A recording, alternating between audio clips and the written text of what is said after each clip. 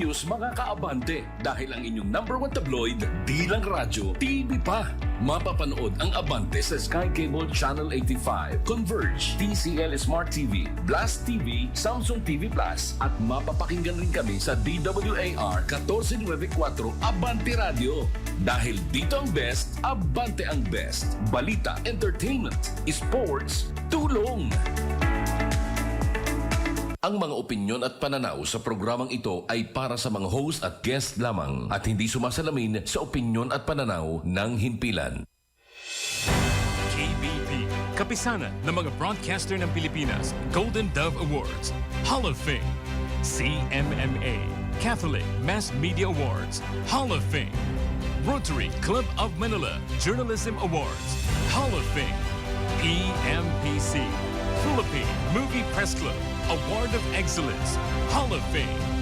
Ladies and gentlemen, the multi-awarded broadcast journalist and the recipient of the Living Legend of Philippine Radio during the United Nations World Radio Day 2019, Ray Langit. Hi! Hello! Ray Langit po. Alright, we are back once again mga kaibigan sa ating palando ng Back to Earth. The action is sa pagpupatuloy po ng ating public service, sa pagpupatuloy po ng ating balitan, sa pagpupatuloy po ng ating komentaryo, sa pagpupatuloy po ng ating interview, and name it, sa kabuuan ng ating planto na kasangkabaw light. Alright, ngayong araw nito ng Thursday, mga kaibigan, well do, ha? January 15, 2026. Kung nakahanda na kayo mga kaibigan, siyempre, pasandahan muna natin ang ating top studies para makarami at maya-maya ay isa-isahin natin mga kaibigan at imay-imay natin para sa kapakinabangan. Hindi lang ni Marites at Maricon, kapakinabangan ng sambayan ng Pilipino. Alright! Dumating na ating Pangulo. Kayo naman, wala na sa UAE. In fact, mga kaibigan, sa kanyang pagbabalik sa bansa, ay ibinida ng ating Pangulong BBM yung nilagdayan trade agreement sa kanyang working visit sa UAE. 11 mga lugar naman ang nakatasan signal number 1. Ito na naman sa 2026 mga kaibigan, parang pasalubong ha? Panibagong kalamidad na naman ang ating mararanasan. Ito po ay tinawag na Bagyong Ada. Ping Lacson. Pinasisapi na mga kaibigan si dating DPWH Secretary Bunoan para umahanap naman sa Blue Ribbon Committee. Kung yung nagkakamali, next Monday pa ay magkakaroon na, di ba? Ang continuity ng hearing ng Blue Ribbon. Hindi pa rin matagpuan si Atong Ang. Yung 17 na mga co-accused niya mga kaibigan ay nakuha na. And siya po sa kanyang mga addresses na sa Cavite, sa Metro Manila, rito sa Mandaluyong, hindi po siya makita at hindi matagpuan. PNP naniniwalang nasa Pilipinas pa rin po si Atong Ang. Lacson tuloy lang sa Lunes sa kanyang probe sa flood control controversy. Yung entertainment nila ni Senator Amy, paubayan na natin sa mga entertainment portion ng mga programa. DOJ, hiniling ang whole departure order ni Atong Ang sa korte. Samantala ayon naman sa immigration mga kaibigan, wala pang Atong Ang na dumaraan sa kanila. Yung mga nagbabalak na mag-abroad na Atong Ang, wala pa ho nagdaraan. 20 na, makita po sa 20 mga kaibigan. Yung natagpo ang mga patay sa pag-uupo ng landfill dyan sa Cebu. Kalulungkot naman ang balitang ito. Basura, mga kaibigan, pumatay ng tao. 20 na yun. At meron pa rin po mga nawawala, Nabigong mag-serve, ma-serve ang warrant of arrest. Tulad ng binanggit ko sa inyo mga kaibigan, wala siya doon sa mga addresses na identified ng ating mga otoridad. Nagharap ng kaso ang billionaire.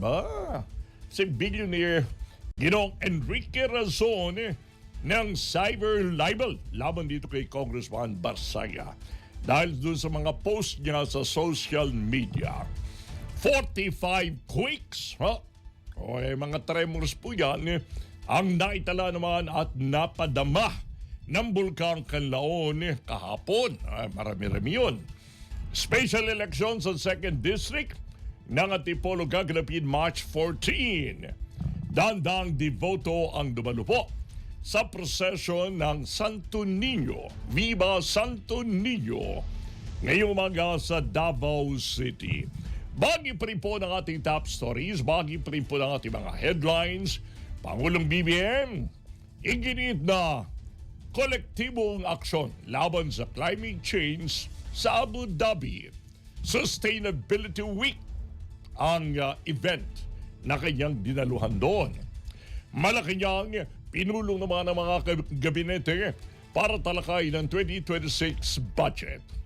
41 na mga Chinese vessels, Ganyan karami ang mga kinigan ng namonitor po ng ating AFP sa West Philippine Sea sa linggong ito.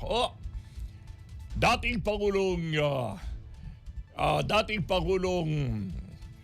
Duterte, yan, hindi daw uuwi sa Pinas hanggang nakaupo ang kasalukuyang Pangulong Bongbong Marcos ayon kay Congressman Duterte. Population ng Pilipinas, inaasahan papalo ng 124 million sa taong 2035. Hindi naman ngayong taong 2026 35 pa ho yan ayon sa PSA. DBM tiniyak na hindi makantala ang 2026 budget, sahod, benepisyo, pensyon ng mga sundalo at pulis. Kampo ni Cabral, nilinaw na hindi inalok ng state witness ang dating opisyal kaugnay ng investigation sa flood control anomaly. Negosyanteng si Atong Ang. Ako, siya ang bumabander sa mga headlines ngayon, O tulad ng alam ho ninyo mga kaibigan, nilabas na po ang warrant of arrest ng korte kaugnay ng kasong nawawalang sabongero. Si Senator De La Rosa, pinaniniwala ang nasa Davao lang. Ayon naman dito kay DILG Secretary Remulla. Senate President Soto dumipensa sa pagpapatawag ng pagdinig ng Blue Ribbon Committee sa susunod na linggo. Sa lalawigan mga kaibigan, state of calamity diniklara na sa Cebu City. Makalipas nga po, mangyari ang tawag dito? Slide. Yan po ay kasama ang hinala kahit na po walang bagyo. Pero yung mga nakalipas na kalamidad, dinaanin yan. Kaya ang hinala mga kaibigan ng ilang mga otoridad, yung tubig po na natili ron sa loob, iyon ang mismong nagbigay na nag-trigger na magkaroon po ng landslide doon sa basura landfill na yun. MILF leader at driver nito patay sa ambos na nangyari po sa Maguindanao del Sur. At sa ating international news mga kaibigan, death penalty laban sa dating Pangulo ng South Korea, hiniling ng mga prosecutors. Si Trump naman, kinasuhan ng Minnesota at saka Illinois. Sa Amerika rin po yan. Dahil sa pagpapakalat daw ng federal immigration agents at iba pa. Sige, kung nakanda na kayo mga kaibigan, sisimulan na natin ang pagtalakay sa iba't ibang mga issues, paghimay mga kaibigan, pakinabangan po ng sambayang Pilipino ang lahat ng ito.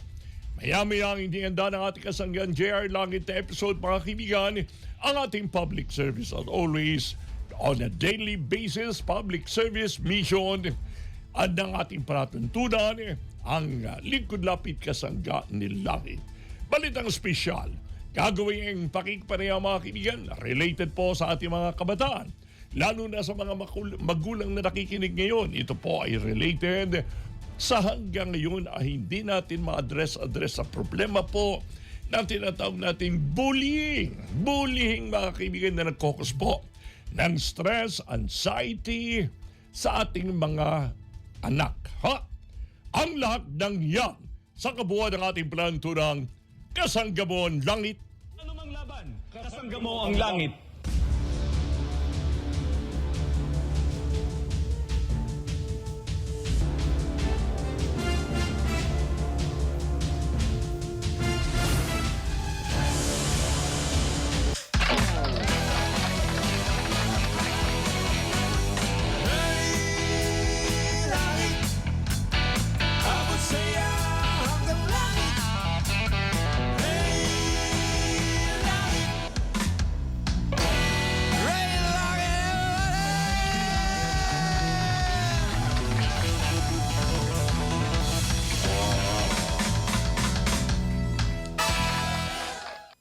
San Miguel Pale Pilsen presents Isa, Dalawa, Tawa.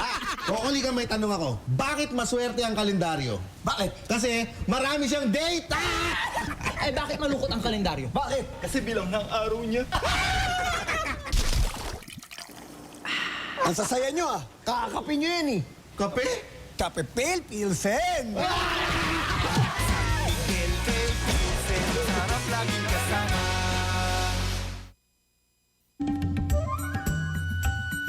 Kung magbibiyahe sa mga lugar na may malaria, dapat ay maghanda upang maiwasang magkaroon ng karamdamang tulad nito.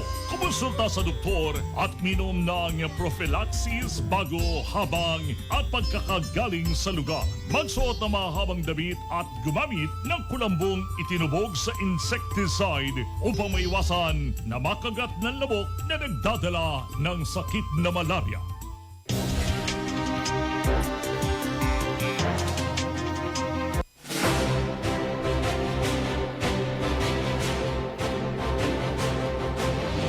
Taus-puso po akong nagpapasalamat sa World Class Global Awards sa natanggap po namin parangal sa gabing ito.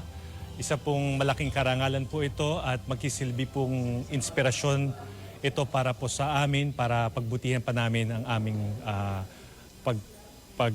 public service sa Kasanggamuang Langit. At sana po magpatuloy pa ang aming public service at magagandang mas marami pa po kaming matulungan mga kababayan na nangangailangan. Maraming salamat po. God bless.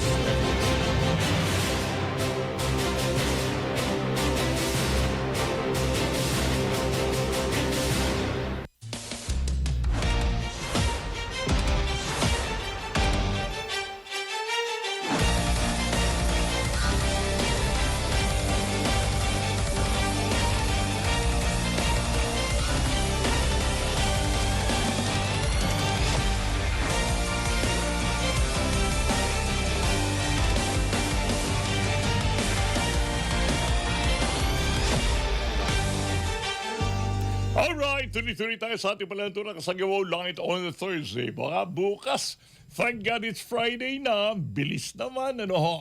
Patuloy pa rin mga kaibigan na napapanood ng ating palantura sa iba't ibang mga platforms. Aside dito sa Facebook, siyempre nariyan ang Instagram, nariyan ang TikTok, nariyan po ang X, ang Twitter, YouTube, Sky Cable, nariyan ang Channel 85, Converge, Samsung, ang TCL Smart TV, ang Cable Link, and of course, ang ating mga sumusubaybay ng mga Filipino migrants diyan po sa Amerika. Tayo po napapanood mga kaibigan sa mga umpina po ng Asian Television. Asian Television. Alright. Sa mga key cities po ng Amerika, nariyan ang New York, nariyan ang San Francisco, nariyan ang Los Angeles, I should say, nariyan ang Toronto, nariyan din pong Chicago, yan, yung mga taga-Chicago, lagi nakatutok sa ating mga kaibigan. Yung Cruz family, ano yan? Angie Cruz, ayan, si Tita Angie, ang Dino family clan na nariyan sa Chicago na lagi nanonood sa pamamagitan po ng ating primetime program doon alas 8 po ng gabi, dito naman alas 9 ng umaga. Okay. And dako muna tayo mga kaibigan dito sa pagtalakay natin sa mga issues. Ano yung kinikwento ni Congressman Pulong? Congressman Duterte, I should say. Na ang dating Pangulo walang balak na umuwi. Kahit na may petition sa kanya, ganoon ba? Iginit mga kaibigan ni Davao City Representative Paulo Duterte na walang plano ang dating Pangulo na umuwi raw po sa Pilipinas hanggat ang ating Pangulo ay si BBM. Ganoon ba? Ang naging pahayag nito doon sa pagbisita po ni Congressman. Sila ni Congressman Duterte mga kaibigan na nagdarasal ang buong pamilya para sa pagbalik sana ng kanyang ama sa Pilipinas. Pero sa ngayon ay nais na lamang ng ating Pangulong Digong na manatili pa rin doon sa ibang bansa. Si dating Pangulo kasalukuyang nakapit po sa International Community o International Criminal Court yung ICC po, dyan sa Netherlands. Ayon nga po mga kaibigan sa kongresista, sa kasalukuyan ay maayos naman ang kalagayan ng kanyang ama, kumakain nito, medyo nakakabawi na ang kanyang katawan, bagamat may kapayatan po sila ngayon. At ang hita raw ay pumayat din. At dahil wala nga palang movements masyado, walang ehersisyo. Okay. Iyaan niya, nilagdan naman, inaalaga naman daw, naalalayan mga kaibigan, inaalaga ng mga doktor at nurses sa loob ng ICC detention facility ang kanyang ama. Sinabi pa ni Representative Duterte na hinikayat ng kanilang ama ang Pilipino na patuloy na sumunod sa saligang batas at kung ang mga Pilipino ay nanganganib na protektahan na niya ang mga ito at maging ang ating bansa. Ay dapat focus lang mismo sa ating saligang batas. So yun. Yun po ang bilin mga kaibigan ni Tatay Digong through kay Congressman Duterte. Well, ang may daragdal na lang ni Paring Ray, kaugnay po mga kaibigan ng balitang yan, hindi na lamang ito usapin mga kaibigan ang personal na desisyon ng isang dating Pangulo, kundi malinaw na reflection po ito ng lalim ng hidwaan at kawalan ng tiwala sa kasalukuyang pamahalaan.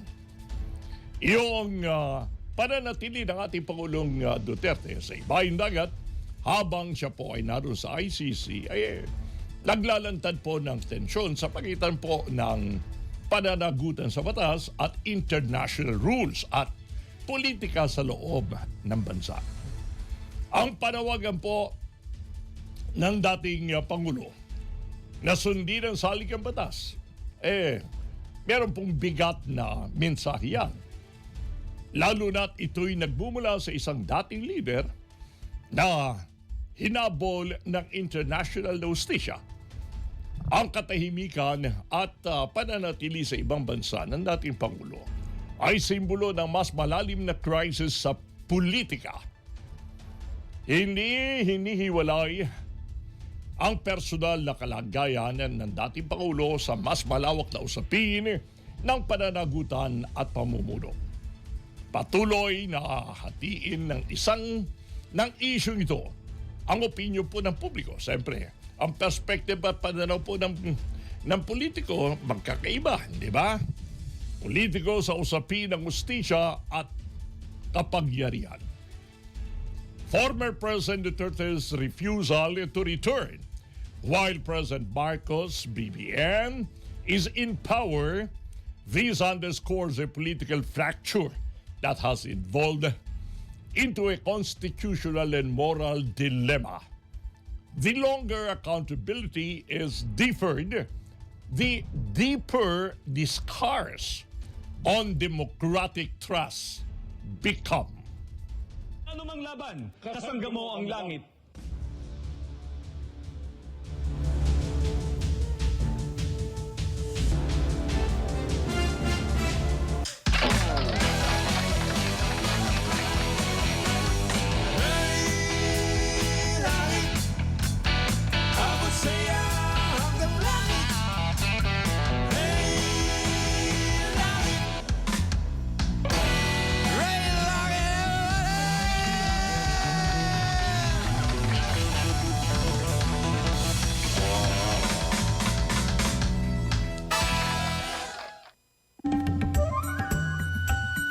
Kung magbibiyahe sa mga lugar na may malaria, dapat ay maghanda upang maiwasang magkaroon ng karamdamang tulad nito. Kumonsulta sa doktor at minom ng prophylaxis bago, habang at pagkakagaling sa lugar. Magsuot ng mahabang damit at gumamit ng kulambong itinubog sa insecticide upang maiwasan na makagat ng lamok na nagdadala ng sakit na malaria.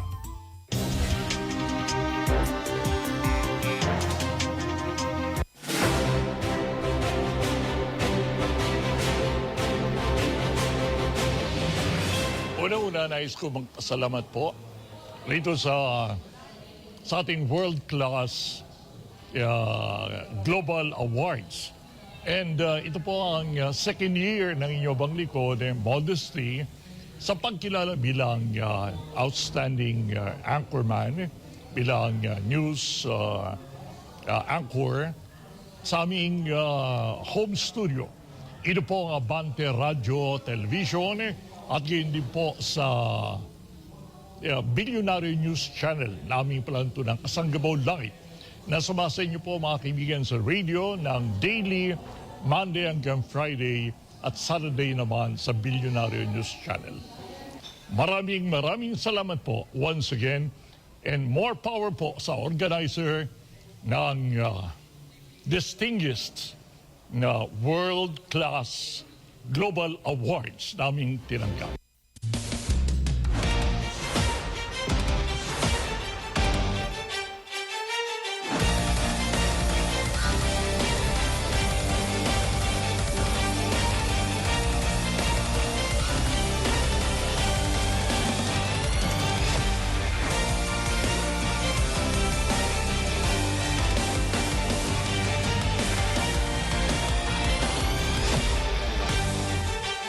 Alright, talakayin muna natin mga kaibigan ng hingil po rito sa bahagi po ng balita, bahagi ng top stories.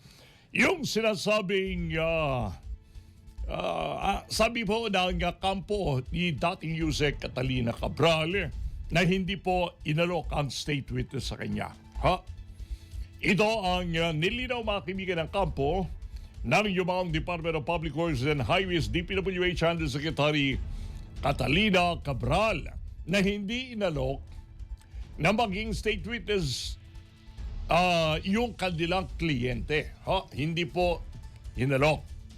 Ang naging paliwanag ni Atty. May Divina Gracia na ordinaryong testigo lamang ang alok dito kay Cabral sa investigation na yan ng mga anomalyang flood control project at hindi po state witness. Yun. Ayon po sa abogado, hindi kailanman nag-apply itong si Cabral bilang state witness at hindi rin kinumpirma ng abogado na nagkaroon ng ganoong kasunduan. Doon sa naging paliwanag mga kaibigan ni Atty. Divina Gracia na ang pagiging state witness ay nangangailangan po ng pag-amin.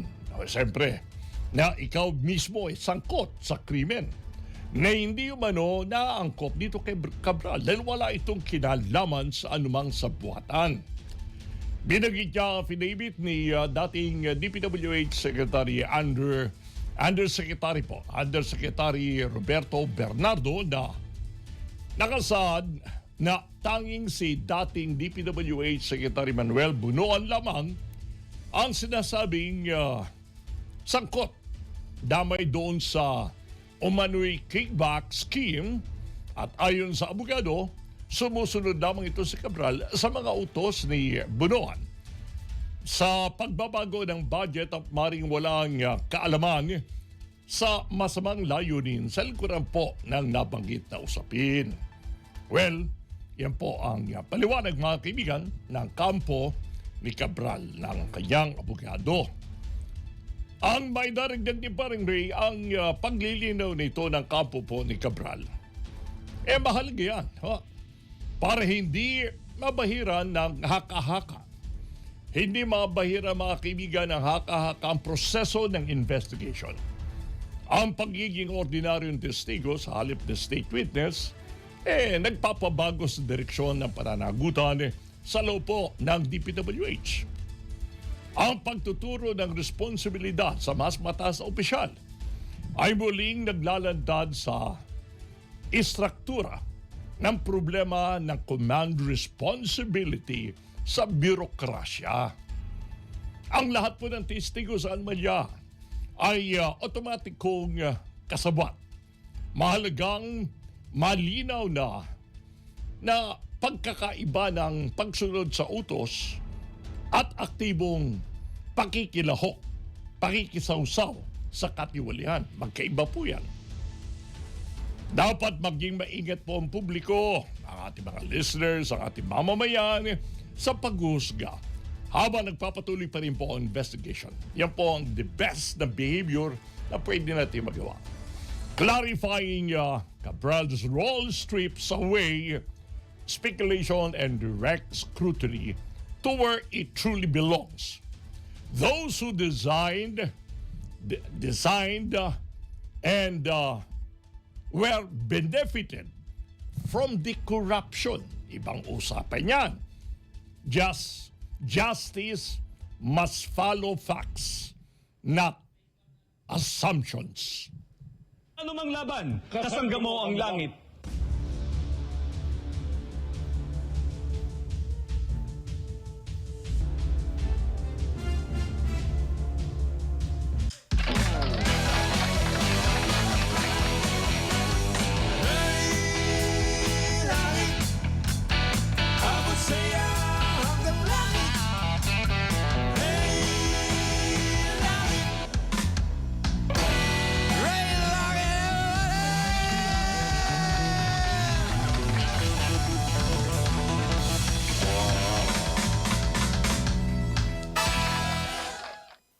Hinati ang mahigit sa 12 milyong Pilipino ang nabubuhay sa labas ng Pilipinas. Ito ang kanilang mga kwento.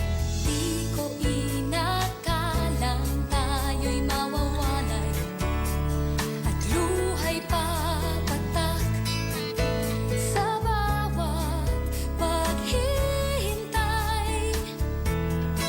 Sa tuwing ako'y lalayag, ang bangko'y lakas, nagaling sa pag-asang pag-ibig mo'y wagas. Ang tinig mo'y ligaya sa aking pag-iisa. Biyaheng langit ni Paring Ray, hatid pa ay saya. Pauwi na ako, konting tiis pa. Dala ko ay ginhawa at kay gandang umaga. Abangan mo ako, huwag nang mainip. Paangkas, Paring Ray, sa biyaheng langit.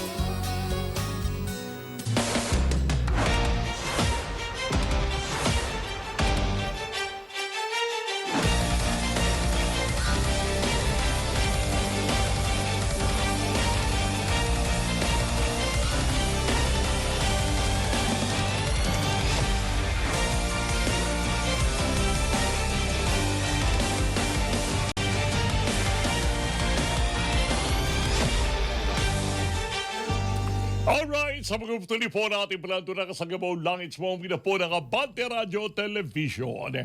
Dako tayo sa pag-uulat na ito mga kaibigan, yung kanselasyon daw ng kontrata ng Solar Power Company ni Congressman Leviste. Walang kinalaman sa Cabral Files. Magkaiba nga naman yun. Magkalayo, di ba?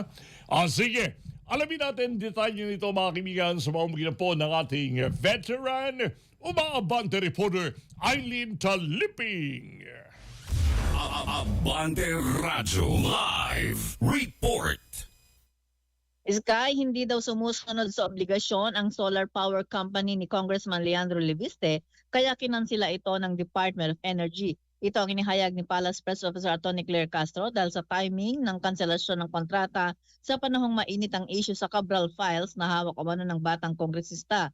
Batayan niya sa pahayag ni Energy Secretary Sharon Garin, ilang beses nang sumulat ang DOE sa kumpanya ni Leviste dahil sa hindi pagsunod sa kanilang obligasyon.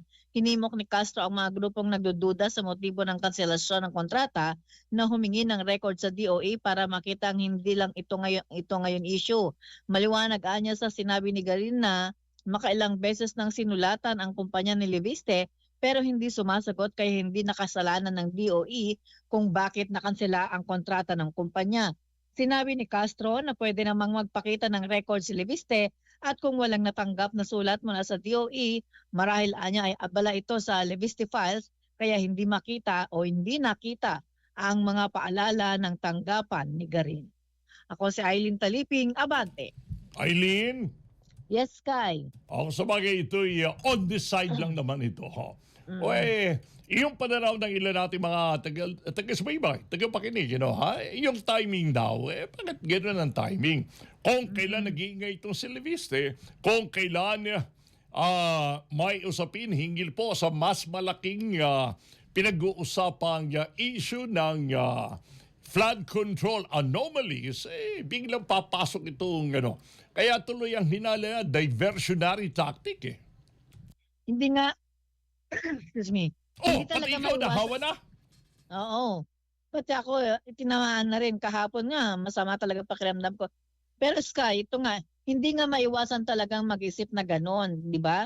Kasi talagang nung magbagong taon, talagang maingay itong si batang kongresista sa issue ng Cabral Files. At syempre, pag may mga ganyang issue, natatahimik ka kapag may itinatapat sa'yo. So, ganun ang mindset ng mga tao. Kahit na anong paliwanag ng DOE na hindi sumusunod yung kumpanya, talaga namang pag-iisipan talaga ng mga tao na may dahilan, may mali siya.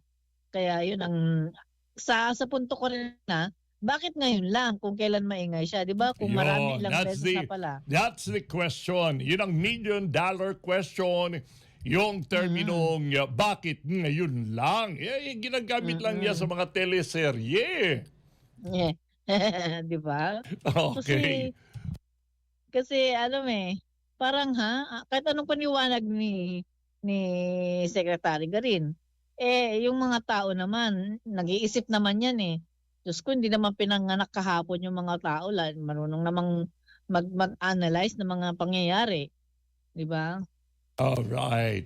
Kahit na pinanganak kahapon, pinanganak kanina, o pinanganak ngayon, magaling naman ang Pilipino Magaling umunawat, magaling sumunod sa drama. Yun nga biglang sulpot, nananahimik itong si Garin. Kasama na rin siya sa mga nagsasalita ngayon. Alright. Ano ba ang schedule ng ating Pangulo? O baka meron pa siyang hangover? Meron pa siyang kasi time zone magkaiba yung UAE at ang Pilipinas Oo, meron siyang ngayon, meron siyang activity mamayang hapon, 4:30 yan, Sky. Pero tingnan mo, ito yun. Bukas naman pala yung isa, tinitingnan ko schedule. Pero basta meron siya ngayon sa exhibition ito reopening of the Likhang Filipino Exhibition Halls. Gagawin yan sa Ross Boulevard, Pasay City. 4:00 ng hapon. At hindi namin lang alam kung matutuloy yung Cebu trip niya ngayong umaga. Wala kasi wala nang update. Pero bukas meron. Naulinigan ko nga yung mga taga-Cebu maasa rin na makakarating ang ating Pangulong BBM. Oo, wala na kasing update Tsaka local na ang kasi masyadong local na yung magko-cover. Masyadong mabilis. Pagdating niya kahapon, nagulat nga kami, nagkagulatan na lang. Dumating siya 11:00 ng umaga, walang kagaya kung umalis siyang tahimik, dumating siyang tahimik din. Walang fanfare walang picture, walang video. Alright. Kaya ganon. So mamaya siguro makikita yung public appearance ng Pangulo mamayang 4:30 ng hapon. Alright. So yun ang Magpagaling sa ka rin, Malacanang. Oo nga, Sky. Alam mo, ang bilis makahawa, ang daming naghahatsingan kahapon. Pagdating ko ng bahay, parang nilalagnat na naman ako na hindi ko maintindihan. Nako. Yung manghihina ka ba, yung parang patituhod mo, yung gusto mo matulog na lang agad pagdating mo ng bahay. Ganon yung nangyari sa akin kahapon. Uminom agad ako ng salabat. Yung salabat ko, pinipit ko yung luya, lumabas yung katas, pinakuluan ko. Yun. At least umayos yung pakiramdam ko ngayong paggising ko. Alright. Okay, Sky. So ikaw din, pahinga, pagaling din, at paminsan-minsan mag-relax. Ang pahinga ko tsaka recovery, yung nagsisigaw Pagka tumigil ako sumigaw, lalo akong mamalatin. Ay, yun lang. Yun lang. Ako naman, meron akong lozenges dito para pantagal ng pesting ahem. Sige. Take care. Okay, balik sa'yo, Sky. Oo. Deri mga kaibigan ng ating veteran reporter, Eileen Taliping. Sige, dako na tayo mga kaibigan rito po sa bahagi ng top stories. ang pinag-usapang paghahanap rito kay Atong Ang. Ha? O di naman kailangan sa inyo mga kaibigan, lamang kasi ng mga balita o yung mga pinuntahan ng mga residences, mga kaibigan at mga addresses, hindi natagpuan. Hindi natagpuan. Siyempre, hindi may saserve ang warrant kung hindi matagpuan yung tao.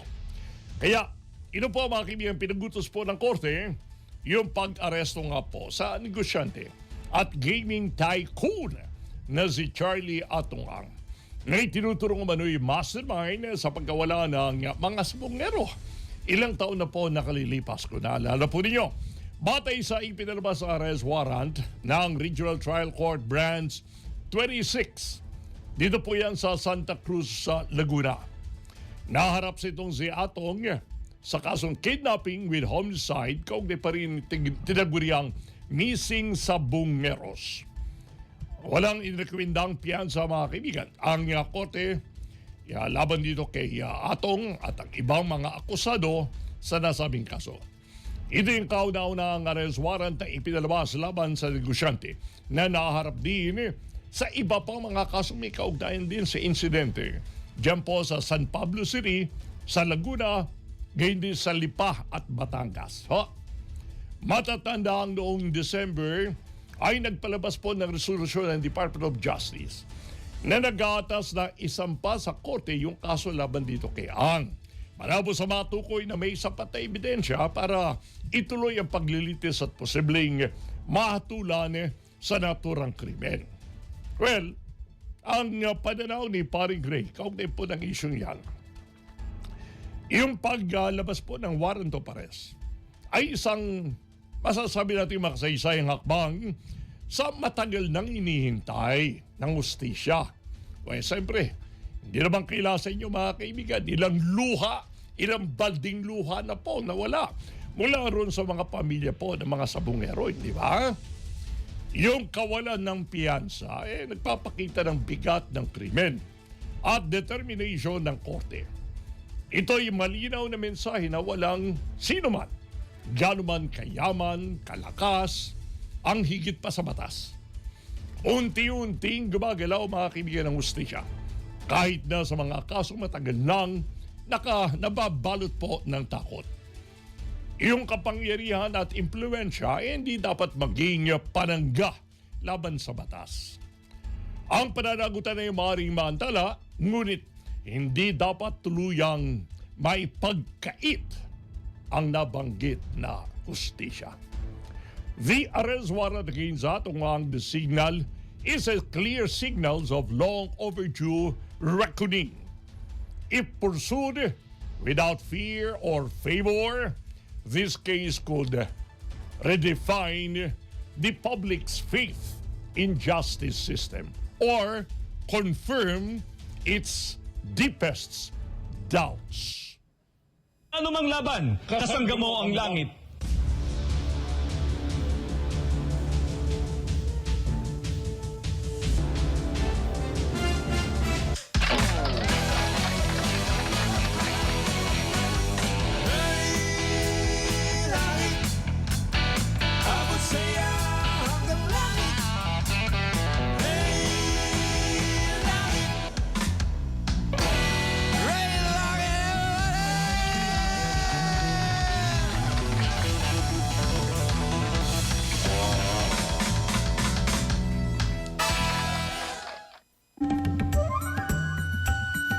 Kung magbibiyahe sa mga lugar na may malaria, dapat ay maghanda upang maiwasang magkaroon ng karamdamang tulad nito. Kumonsulta sa doktor at minom ng prophylaxis bago, habang at pagkakagaling sa lugar. Magsuot ng mahabang damit at gumamit ng kulambong itinubog sa insecticide upang maiwasan na makagat ng lamok na nagdadala ng sakit na malaria.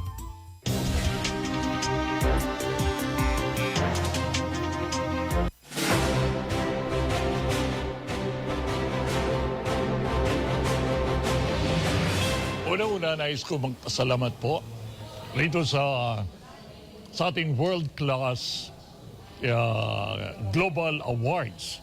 And ito po ang second year ng inyong bang likod, Modesty, sa pagkilala bilang outstanding anchorman, bilang news anchor sa aming home studio. Ito po ang Abante Radio Television at gayon din po sa Billionaire News Channel naming palanto ng Kasanggabaw Langit na sumasa inyo po mga kaibigan sa radio ng daily, Monday hanggang Friday at Saturday naman sa Billionaire News Channel. Maraming salamat po once again and more power po sa organizer ng distinguished na world-class global awards naming tinanggap.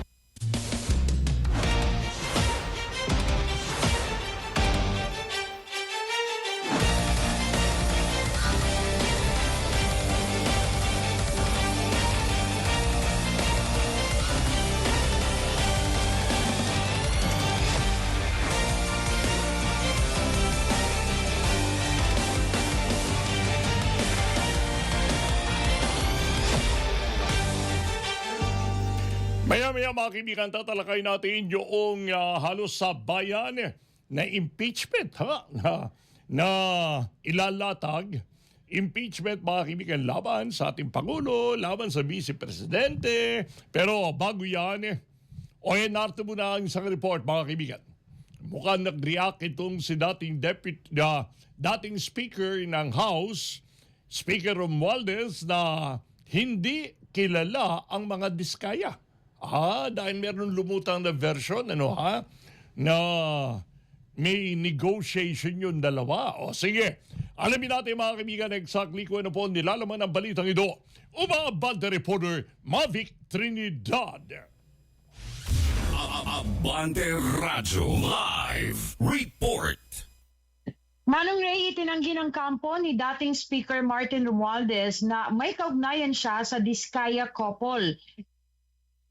Ito ang ipinahayag ni Attorney Ade Fajardo, abogado at tagapagsalita ni Romualdez. Umalma ang kampo ni Romualdez sa aligasyon ng paggamit umano sa mga diskaya bilang front sa pagbili ng ari-arian ng dating speaker. Sabi ni Fajardo, hindi pa kailanman nakilala o nakaharap man lang ni Romualdez ang mga diskaya at una lamang niyang narinig ang kanilang pangalan mula sa mga ulat sa media.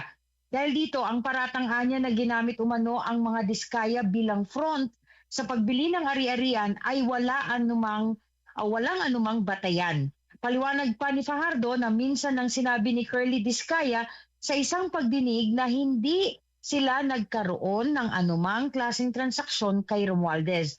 Ipinaliwanag pa ni Diskaya na ang pangalan ng speaker ay ginagamit o binabanggit lamang ng ibang tao nang wala siyang personal na kaalaman, pagkikita o anumang transaksyon na kinasasangkutan. Ang pahayag na ito ay binigay sa ilalim ng panunumpa at bahagi ng opisyal na record ng Kongreso at malinaw na sumasalungat sa mga paratang na muling nilalabas ngayon sa publiko.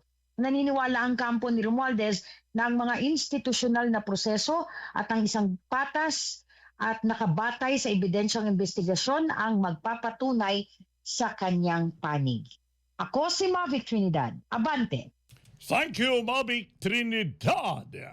At kaya mga kaibigan, ihabol natin bago sa ating episode. Maya-maya, agahan natin ang ating episode dahil meron tayong gawing pakipanayam later on. Ito po ng issue mga kaibigan. Ito'y tatalakayin sa Senado. No? May kaugnayan sa impeachment laban sa ating Pangulo at laban kay VP Duterte. Yun ang tawag na forthwith. Ayan. Na maaaring aksyon po ng Senado. Pero, doon sa report na si Senate President Tito Soto, tiniyak na aaksyon na naman sakaling may iniahin na impeachment case laban po sa dalawang personalities. Tiniyak ngayon mga kaibigan ni Senate President Tito Soto na aaksyonan ng Senado ang forthwith o yung agad-agad ang anumang impeachment case na maaaring yahin laban po sa Pangulo at Vice Presidente. And kaugnay, kasunod dito ng mga ulat na may ilang kongresista mano ang nagpaplanong maghahin ng impeachment complaint laban sa Pangulo at sa ikalawang Pangulo. Ayon nga rito kay Soto, bilang leader ng Senado, sisiguraduhin niyang agad natutugunan naman ang anumang article of impeachment na formal na isasabit sa tanggapan ng Senado. Ganun pa man, iginit nitong si Soto na masyado pang maaga para pag-usapan na natin ang usaping ito dahil wala pa namang opisyal na impeachment complaint na iniaahin sa Kamara. Anya, sakali mang may ahin, ay nananatili pa rin ang tanong kung ito ba ipapasa sa mababang kapulungan ng Kongreso ang impeachment complaint laban sa dalawang pinakamataas na leader ng bansa. Sa susunod na buwan naman ay matatapos ng 1-year bar rule. Alam ho nyo yan, yung pag-ahim po ng impeachment complaint laban dito kay VP Duterte. Habang may mga grupong nananawagan din ng impeachment laban sa ating Pangulong BBM, kaugnay ng manoy pagiging sabwatan sa mga malyang budget insertions sa pambansang budget. Well, kung magkakasabay, hindi magkakasabay, that we have to see. Pero siyempre, yung mga interesado, ihintayin nila mga kaibigan yung ban na hanggang Pebrero, susunod na buwan, pero yung kay Pangulong BBM ata, parang March pa. Hindi ako nagkakamali. Anyway, kung magkakasabay, hindi magkakasabay, that we have to see. Yung pahayag mga kaibigan ni Senate President Tito Soto naman, paalala na ang impeachment ay isang constitutional na process po. Proseso po yan. Hindi sandata na politiko, kundi mekanismo ng pananagutan. Yung kahandaan po ng Senado na umaksyon agad ay senyalis po ng institutional na katatagan kahit na sa gitna ng matinding tensyong pampolitika. Yung usapin ng impeachment laban sa dalawang pinakamataas na opisyalis ng gobyerno, iyan ay pagsubok sa maturity ng demokrasya ng ating bansa. Ang impeachment ay dapat dumaan sa malinaw na ebidensya dapat. Tamang proseso at hindi sa haka-haka. Hindi pwede ang kwentong kutsero. Hindi pwede ang bulungang Marites Maricon. Mahalagang manatiling independent at patas ang Senado sa harap ng anumang reklamo. Ang interes ng bayan, not partisan agenda, ang dapat manaig. Dapat hypothetical kapag parehong na-impeach halimbawa lang ang Pangulo at Vice Presidente. Ang pagkaroon ng malubhang political uncertainty, posibleng economic volatility. Tandaan po nyo yan. Ngayon niyayanig na ho tayo Pati yung mga investors nagsishy away na. Hindi lang volatility sa ekonomiya, kundi institutional stress. Papasok ang malinaw na probisyon ng konstitusyon sa succession. Ngunit kinakailangan ang pambansang pagkakaisa upang maiwasan ang destabilization ng bansa. Napakahalaga po yan. Impeachment is not about personalities. It's about institutions.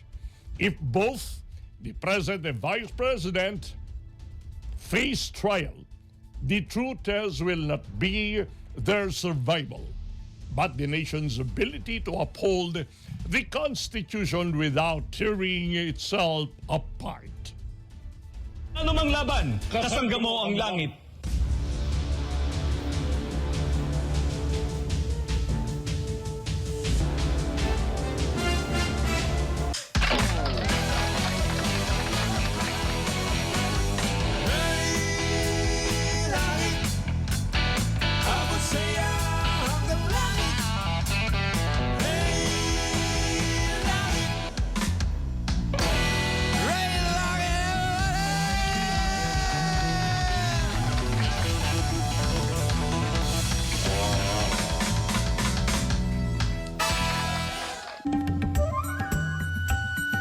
Kung magbibiyahe sa mga lugar na may malaria, dapat ay maghanda upang maiwasang magkaroon ng karamdamang tulad nito.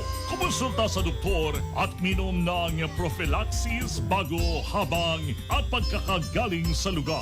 Magsuot ng mahabang damit at gumamit ng kulambong itinubog sa insecticide upang maiwasan na makagat ng lamok na nagdadala ng sakit na malaria.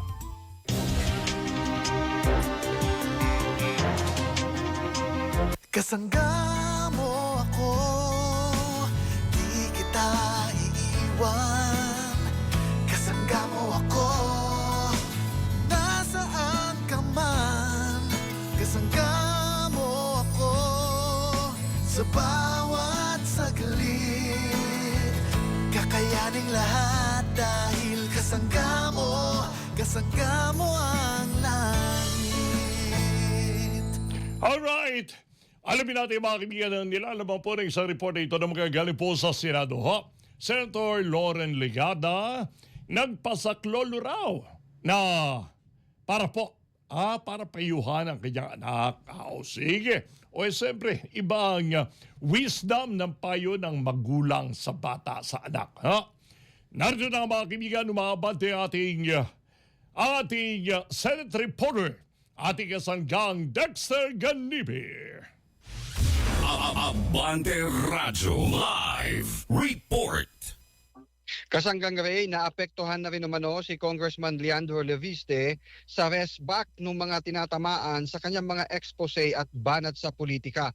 May pagkakaroon pa umano na umiyak na raw ito sa kanyang ina na si Senador Loren Ligarda habang tinatanong kung bakit siya pa daw ang lumalabas na masama sa paningin ng marami gayong ginagawa naman niya ang tama. Tinanong pa raw niya kung bakit pareho naman sila ng ginagawa ni Senador Ping Lacson na pag-expose sa mga katiwalian. Pero bakit mas matindi ang balik sa kanya? Kaya ang kanyang ina na si Senator Loren Ligarda, kinausap na itong si Senator Ping Lacson na kausapin at payuhan ang kanyang anak na baguhan sa politika. Ito yung pagiging raw na hindi niya alam yung laro sa politika. Na siyempre, pag bumabatikos ka, mag-expect ka rin na babalikan ka. Not necessarily totoo yung binabalik sa iyo, pero ilalagay ka rin sa posisyon na maging defensive ka. No, ako, I've stayed long enough sa politics to understand na mangyayari talaga yun. Bahagi ng pahayag ni Senator Ping Lacson at ayon kay Senator Ping, nakatakda pa silang mag-usap ni Congressman Leandro Leviste na kanya namang papayuhan. Ako, si Dexter Ganibe, Abante! Thank you, Dexter Ganibe, Abante! Ayun. Nanggaling na mismo kay Senator Ping Lacson, ha? Asahan mo na may balik. Siyempre, magkakaroon ng refocus, di ba? Magkakaroon ng diversion. Pati yung tao, mga kaibigan, na ang intensyon ay focus lamang doon sa kanyang mismong expose. Kapag may buwerta rito sa kabilang side, marirefocus siya. Sasagka muna rito. Iisipin niya yung kapakanan niya bilang kongresista. Well, anyway, ipaubaya natin niya mga kaibigan doon sa mga kinaukulan. Meanwhile, dako muna tayo rito sa ating public service. Siyempre, ang public service natin hindi nawawala. Araw-araw sumasa inyo. Lunes hanggang Biyernes ang Lingkod Lapid, kasangga ni Langit. Sa bawat pagsubok at hamon ng buhay, sa oras ng karamdaman at panahon ng kahirapan, meron na maglingkod at maging kasangga ng bawat Pilipino. Matapang at tapat sa pagbibigay pag-asa sa bayan, sa kapwa at kinabukasan. Ang programa maghahatid ng tulong sa bawat Pilipinong nangangailangan. Lingkod Lapid, kasangga ni Langit. Sa ating tuloy-tuloy na public service, at yan po mga kaibigan ay dedicated sa lahat po naman dumudulog sa atin. Sa lahat ng ating mga mamamayan na nangangailangan ng suporta. Ito po ay advocacy mission po ng ating plantuan. Sineshare po namin sa inyo araw-araw mga kaibigan ang lahat ng mga dumudulog at tinutugunan naman na mabilis ang ating kasanggang JR Langit sa kanilang pangangailangan. Lalo na kapag ka-health ang pinag-uusapan. Ang lahat ng iyan sa ating programang Kasanggabaw Langit dito po sa Abante Radio Television. And of course, tuwing Biyernes, alam natin na iniisa-isa yan ng ating kasanggang JR ang buong linggo mga kaibigan na mga umaapila at tinutugunan. Kahapon nga po, Miyerkules, ang dumulog sa atin itong si Annalisa Malate. 76 years old. Sila po ay mula ron sa Valenzuela City. May breast cancer at taos puso siyang umihiling ng tulong para maipagpatuloy ang kanyang chemotherapy laban sa kanyang karamdaman. Ngayong araw na ito ng Webis naman, ang umapila po mga kaibigan ay si Nino Miguel Rabor. Sila po ay taga Baras Rizal. Sila ay nagdadalamhati sa pagpanaw po ng kanyang bagong silang na anak. Naku, Diyos me. Dahil kapos po sa gasusin para sa burol, pagpapalibing, tapos puso siyang umaasa ng malasakit po. Alalay mula po sa atin, sa ating palatuntunan. Sa mga kinakailangang gasusin, pati na sa pagpapalibing ng kanyang anak. O sige, narito po mga kaibigan ang kanilang mga mensahe in the spirit of public service sa ating lingkod lapid kasangga ni Langit. Magandang gabi po. Ako po si Nino Miguel Rabor, ama ni Juan Rafael B. Rabor. Ipinanganak noong December 23, 2025, pumanaw noong January 1, 2026 ng madaling araw. Ang kanya pong kinamatay ay SIDS. Kami po ay humihingi ng tulong mula po sa inyo dahil kapos po kami sa financial para sa pangbayad ng funeral at pampalibing. Nawa po ay matulungan nyo kami. Maraming salamat po sa lingkod Lapid Kasangga, Nilangit Advocacy Mission sa pangungunan ni Senator Lapid, Lito Lapid, Kasanggang Ray Langit at Kasanggang Junior Langit. Ito po yung pumanaw kong anak. 9 days old pa lang po siya. Sa Malate, senior citizen, may breast cancer na nakatira sa Valenzuela City. Ako po ay lumalapit kay Mr. Langit sa kanyang programang Kasangga po ang Langit at Senador Lito Lapid at programang Lingkod Lapid para sa karagdagang gamot. Para sa aking sakit, maraming salamat po sa tulong na inyong maibibigay. Sa bawat pagsubok at hamon ng buhay, sa oras ng karamdaman at panahon ng kahirapan, meron handa maglingkod at maging kasangga ng bawat Pilipino. Matapang at tapisa sa pagbibigay pagkasabayan sa kapwa at kinabukas. Ang programa maghahatid ng tulong sa bawat Pilipinong nangangailangan. Lingkod Lapid, kasangga ni Langit. Kasangga mo ako, di kita iiwan. Kasangga mo ako, nasaan ka man. Kasangga mo ako, sa bawat saglit. Kakayaning lahat dahil kasangga mo ang langit. Pero mga kaibigan, sa mga ito natin Blandura Kasanggabaw Langit ay pabatiin muna natin. Welcome natin mga kaibigan ng ating resource person today. Nasa kabilang communication natin ngayon mga kaibigan, ang Assistant Secretary for Operations po ng DepEd. Sa katauhan mga kaibigan ni ASEC Jocelyn Andaya. Welcome po, ASEC. Good morning po. Good morning, magandang umaga, sir, and happy sunny day.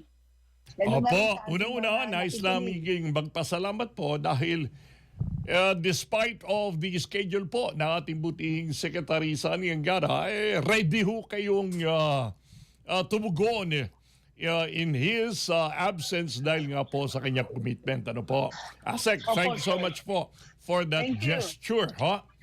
And unang tanong ko lamang po, ano po nagtulak mismo sa DepEd na palawakin po ang mental health and the anti-bullying program sa ating pampublikong paaralan? Opo. Maraming salamat at magandang umaga muli sa ating mga tagapakinig. Ito pong ating anti-bullying at mental health programs ay naglalayon talaga na matulungan ng ating mga estudyante na makapag-aral ng mabuti at walang iniisip na iba kundi makakonsentrate lang sa kanilang pag-aaral. Alam naman po natin that during the pandemic, marami po tayong naging issue about mental health and well-being. Tapos nung karoon na po ng klase, ay meron din tayong mga incidents ng bullying. Kaya binarapat ng Departamento ng Edukasyon, sabi nga ni Secretary Sani, ay kailangan bawat bata, mahalaga siya.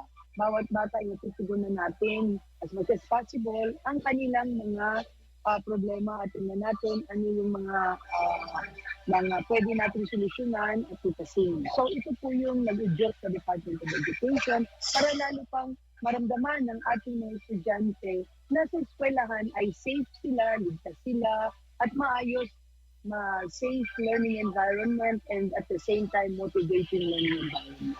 Yun po yung Asek Joyce, alam natin na kaagapay po sa program nito, itong ating tinuturing na co-educators po, yung mga magulang po, hindi po ba? Yung mga parents ng ating mga estudyante. Paano natin may sasali nito sa actual na aksyon lalo na yung mga pamilya po, tapos sa oras at kaalaman, lalo na kung nagtatrabaho po ang magulang. Opo, tama po kayo, sir.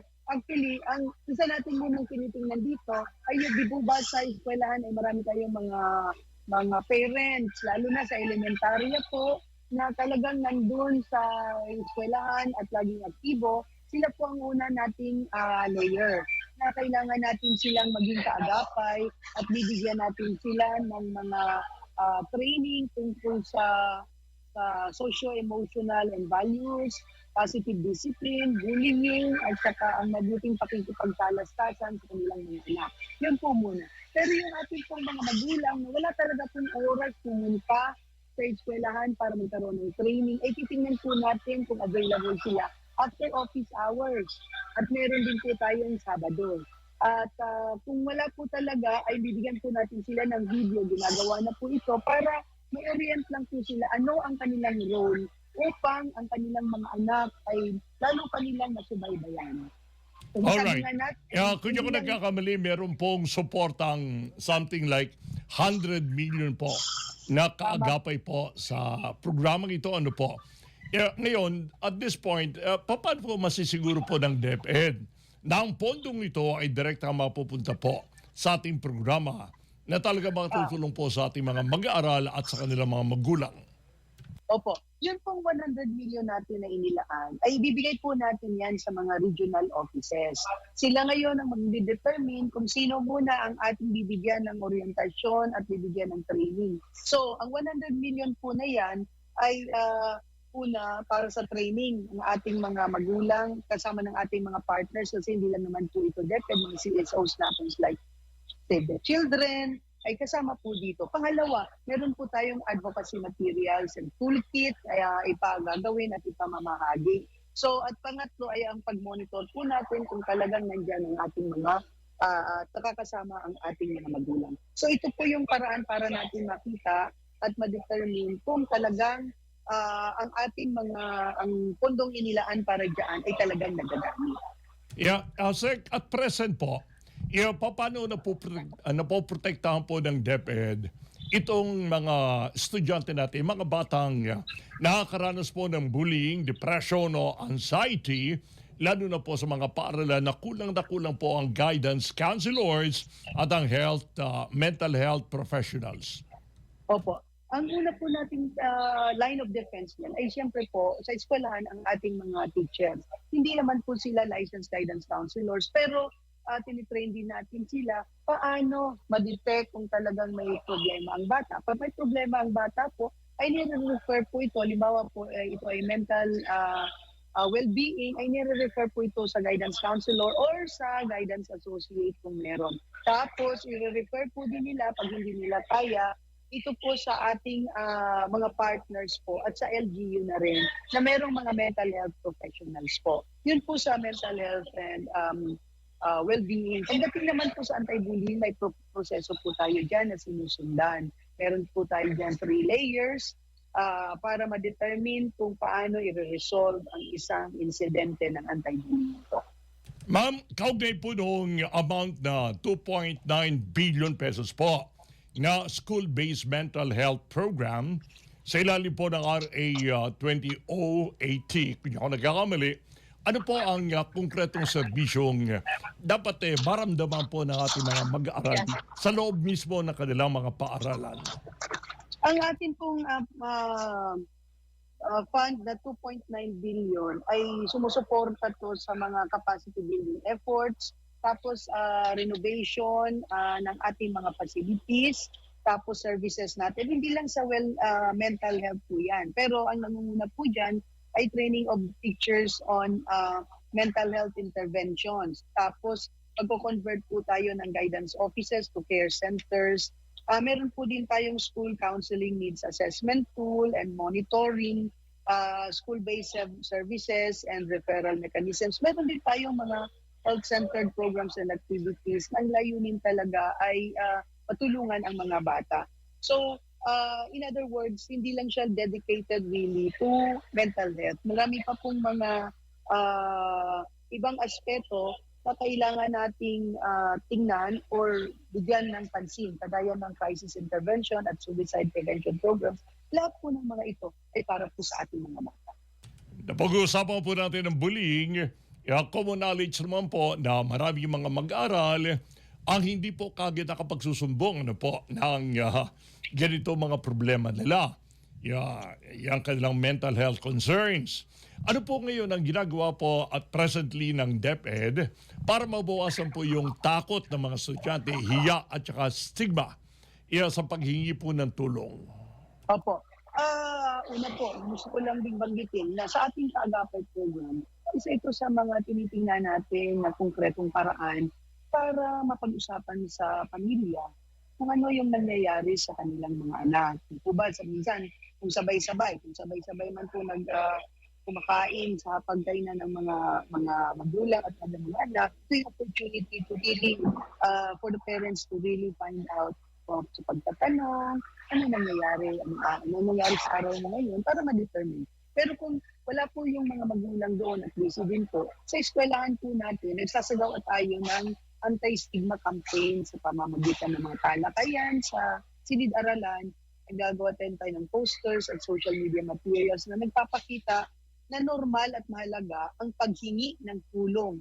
In fact, sa ibang mga paralan natin, especially dito sa National Capital Region, meron po silang mga boxes designated in some areas na hindi naman kahit anonymous lang maglalagay doon ng mga bata at kay ng kanilang mga hinaing o concern at titingnan po yung ating mga guro para ma-protect naman natin ang kanilang anonymity, no?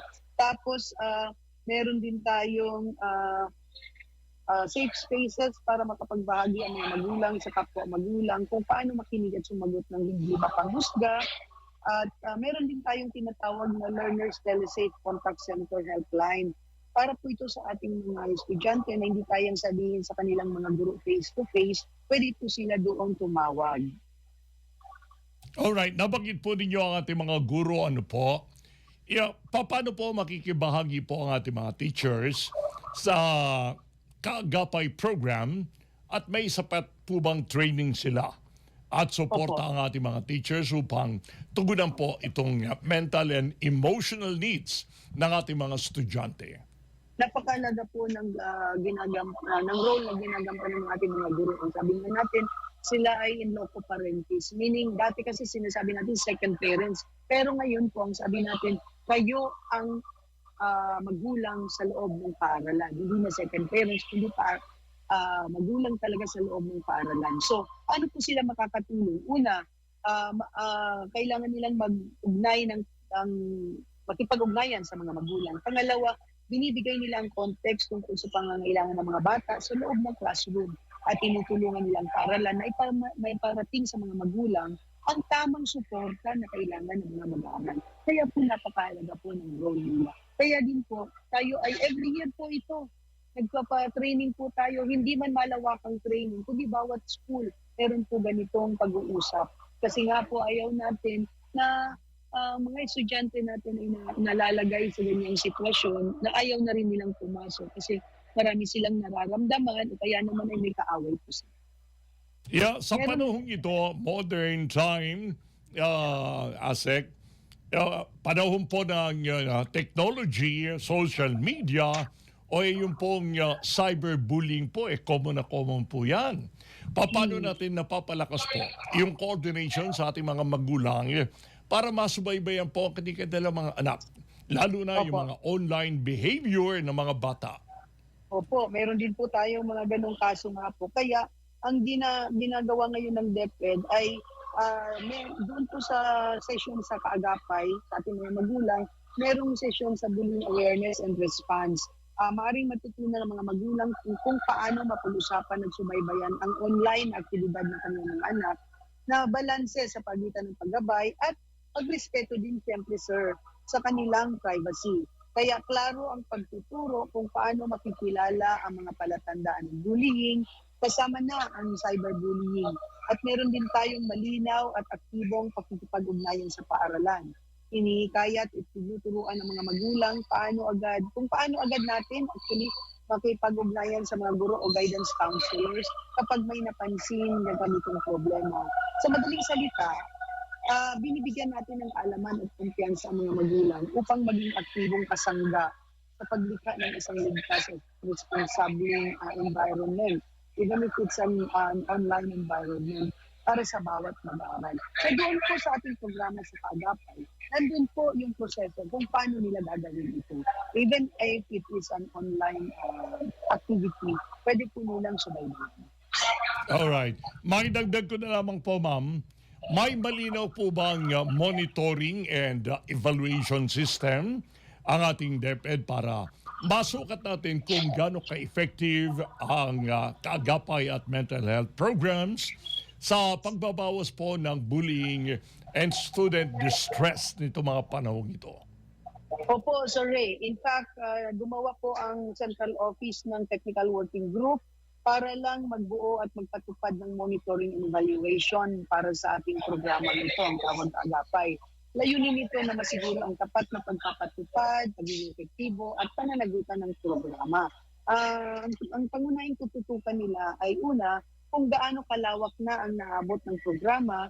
Ang dalawa, kung aktibo at engaged ba yung mga kalahok, kasi baka mamaya ba natin yung gulang ay medyo nawawala na rin ng tawag dito, motibasyon para makilahok. At pangatlo, ang kalidad ng pagpasilitate ng ating mga session at ano ang naiaambag, itong pinakahuli, paano ang naiaambag nila sa programa, sa kabuuan. Kumbaga, ang parent engagement ba natin ay nandun, sustained.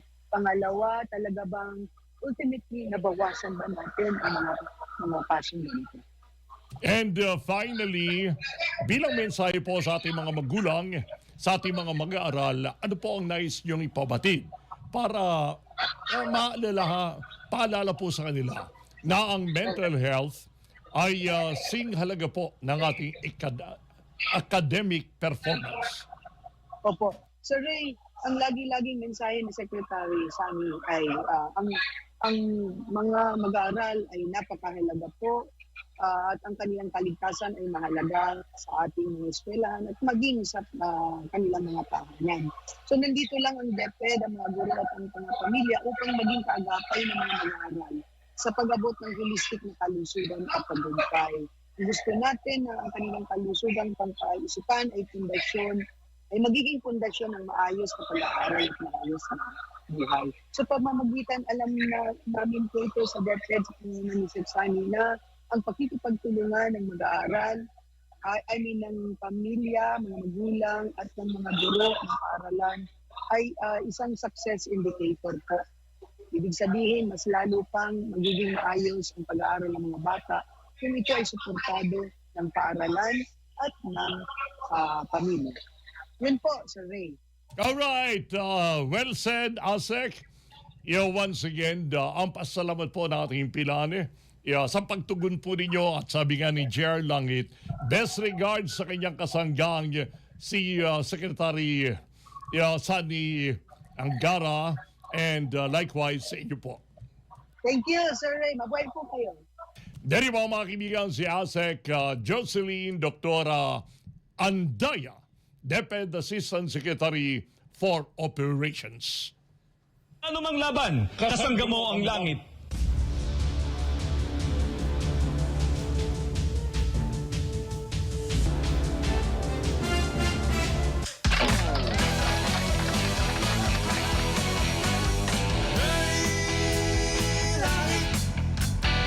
Abot saya hanggang langit.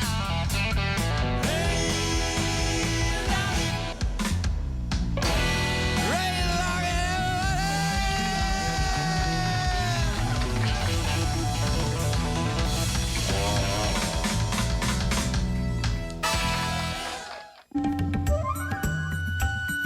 Kung magbibiyahe sa mga lugar na may malaria, dapat ay maghanda upang maiwasang magkaroon ng karamdamang tulad nito. Kumonsulta sa doktor at minom ng prophylaxis bago, habang at pagkakagaling sa lugar. Magsuot ng mahabang damit at gumamit ng kulambong itinubog sa insecticide upang maiwasan na makagat ng lamok na nagdadala ng sakit na malaria.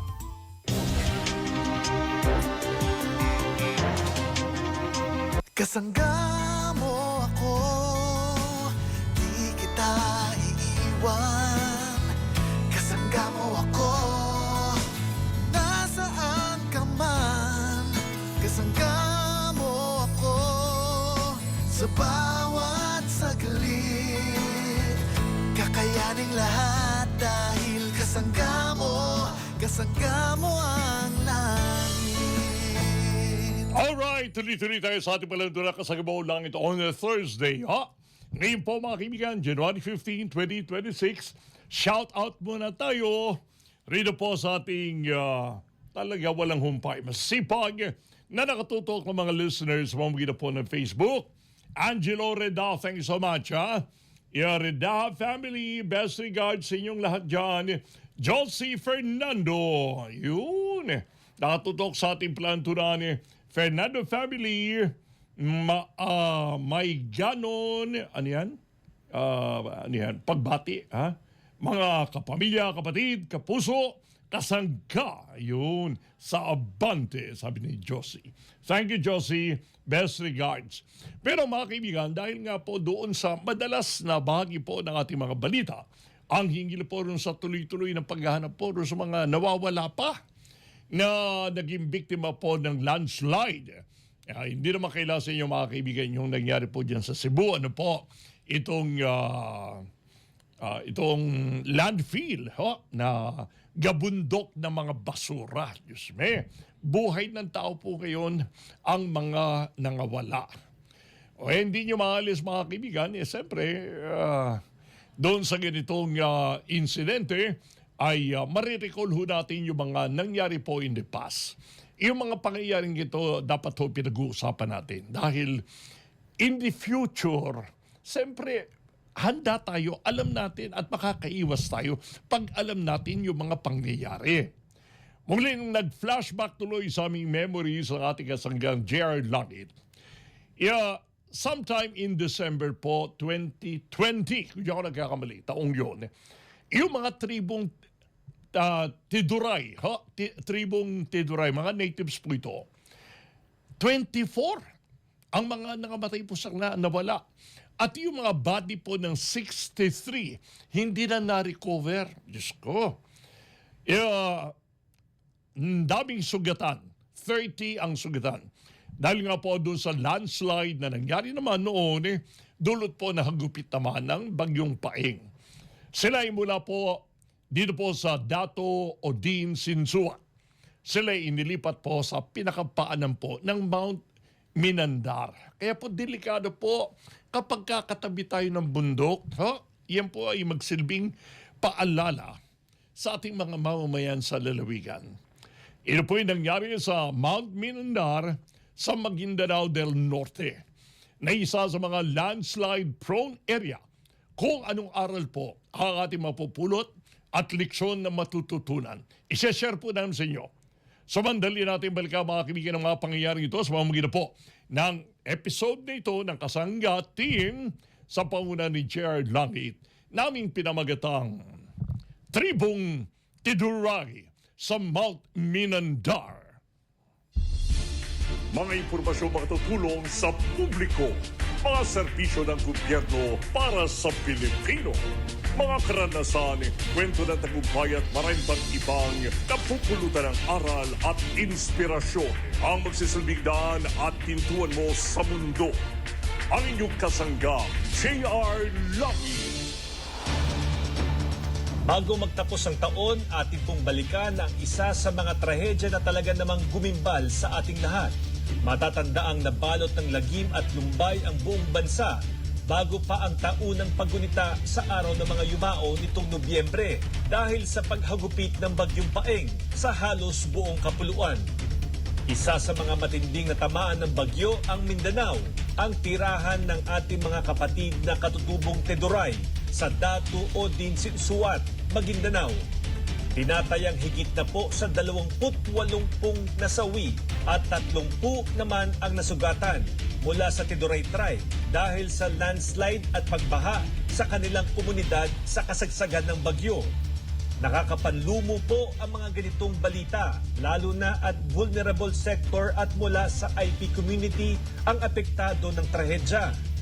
Para sa kaalaman po ng lahat, taong 2020 na magsilbing relocation site para sa mga katutubong Teduray ang Sitio Tabunon sa paanan ng Mount Minandar mula po sa kanilang ancestral home sa coastal area na sinasabing disaster prone ay pinalipat sila sa Sitio Tabunon. Sa kasamaang palad po, ito rin ang naging himlayan ng marami sa ating mga kapatid na katutubo. Kaya naman sobra ang pasasalamat ng mga kababayan natin lalo na sa Sitio Tabunon dahil nabigyang pansin ang usapin na ito sa Senado. Si Senator Robin Hood Padilla po ang nangunang magbusisi dito sa Senado. Talagang very passionate si Senator Padilla na agad-agad na nagpahatid pa ng privilege speech bilang pagkundina sa nangyari at nag-file ng Senate resolution para maimbestigahan ang trahedya. Kasama po ang Team Padilla, personal po tayong nakabisita sa Ground Zero sa Sitio Tabunon nitong nagdaang ilang linggo.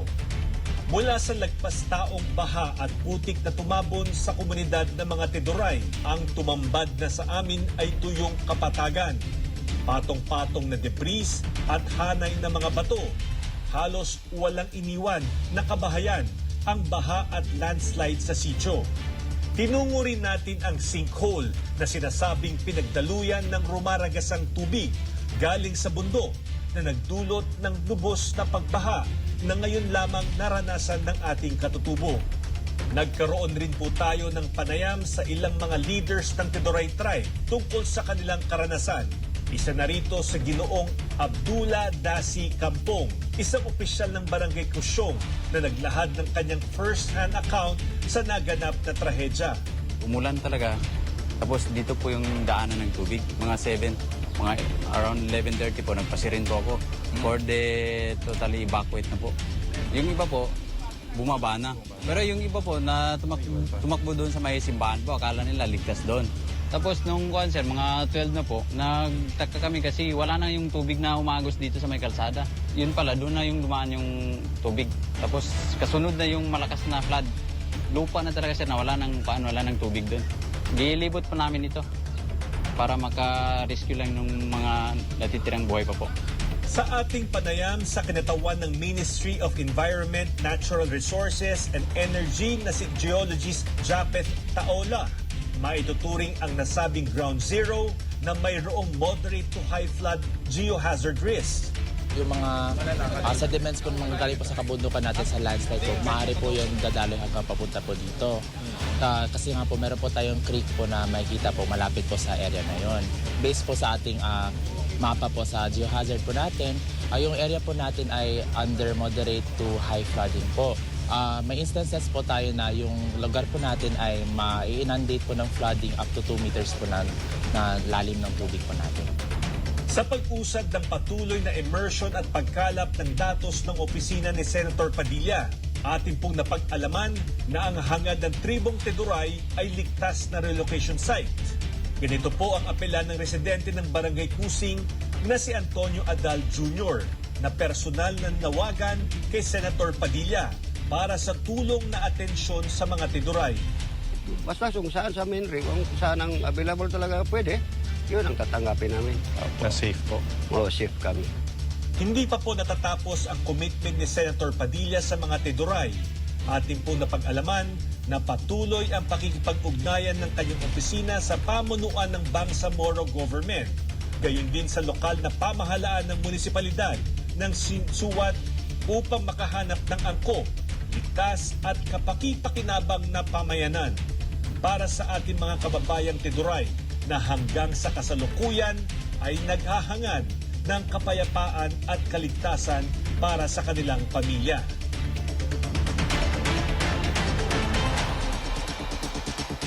Kasangga mo ako, di kita iiwan.